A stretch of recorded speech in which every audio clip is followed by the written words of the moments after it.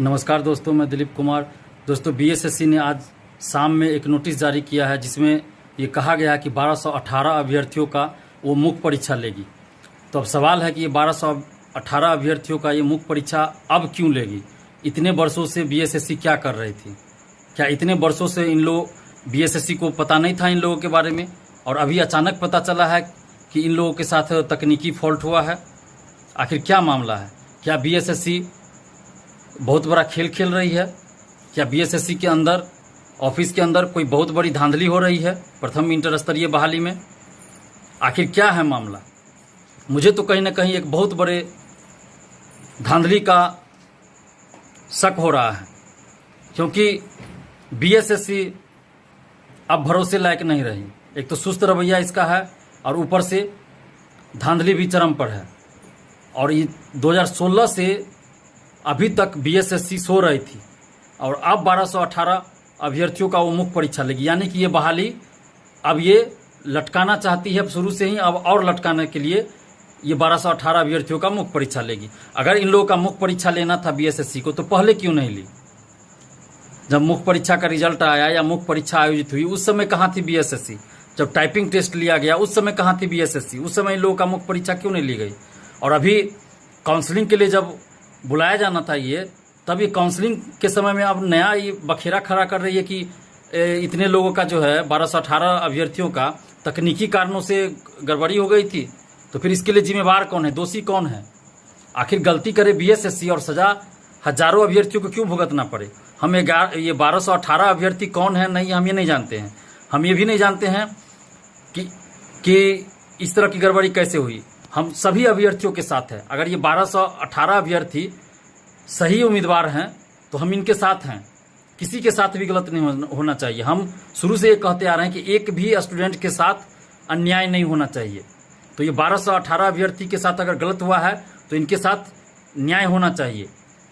और ये 50,000 से ज़्यादा अभ्यर्थी जो मानसिक रूप से तनावग्रस्त हो रहे हैं, इनके साथ भी न्याय होना चाहिए। लेकिन ये 1218 और ये 50,000 से ज़्यादा अभ्यर्थी जो है, इन सब के साथ जो खेल खेल रही है, कौन खेल खेल रही है? ये बीएसएससी खेल खेल रही है। और इन सारे अभ्यर्थियों के साथ, परीक्षार्थियों के साथ बीएसएससी मानसिक रूप से खेल खेल रही है और इन सबको मानसिक रूप से प्रताड़ित कर रही है। और सिर्फ ये परीक्षार्थी ही मानसिक रूप से प्रताड़ित नहीं हो रहे, इनके साथ साथ इनके अभिभावक, रिश्तेदार भी मानसिक रूप से प्रताड़ित हो रहे हैं। और इसके साथ साथ बिहार का भविष्य भी प्रताड़ित हो रहा है, क्योंकि बीएसएससी सीजीएल 3 की भी वैकेंसी नहीं आ रही है, द्वितीय इंटर स्तरीय बहाली भी नहीं आ रही है।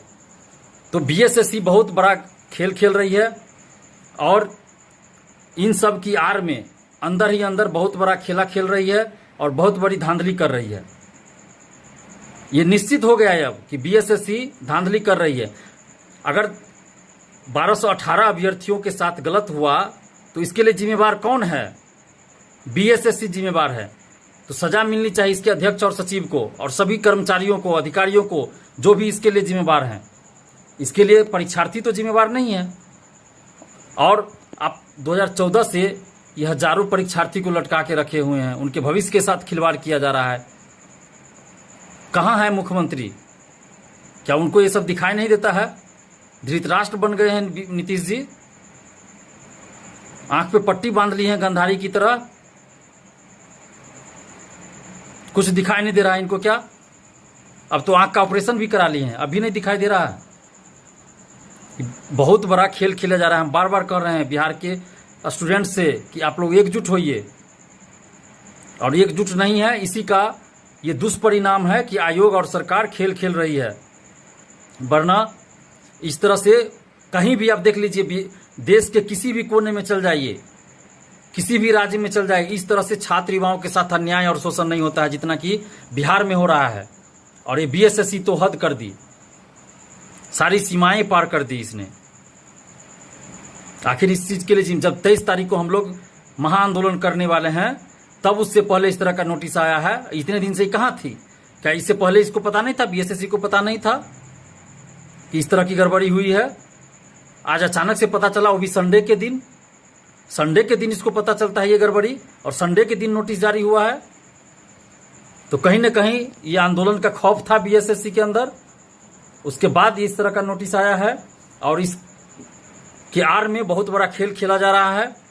तो हम सब पहले इस पे विचार कर रहे हैं। अभी इस नोटिस को एक एक अक्षर को हम लोग ध्यान से देख रहे हैं और एक एक अक्षर का स्टडी कर रहे हैं। उसके बाद इस पे हम लोग निर्णय लेंगे कि आगे क्या करना है। लेकिन हम तमाम परीक्षार्थियों से आग्रह कर रहे हैं कि आप लोग प्लीज एकजुट होइए। आपकी संख्या 50,000 से ज्यादा है, लेकिन जब आंदोलन होता है तो कितने लोग आते हैं। तो कहीं ना कहीं कमी परीक्षार्थियों में भी है, हम छात्रों में भी हैं। इसी का फायदा ये आयोग उठा रही है। तो प्लीज अभी भी एकजुट होइए और उसके बाद इस बीएसएससी को सबक सिखाना ही है। धन्यवाद। जय हिंद।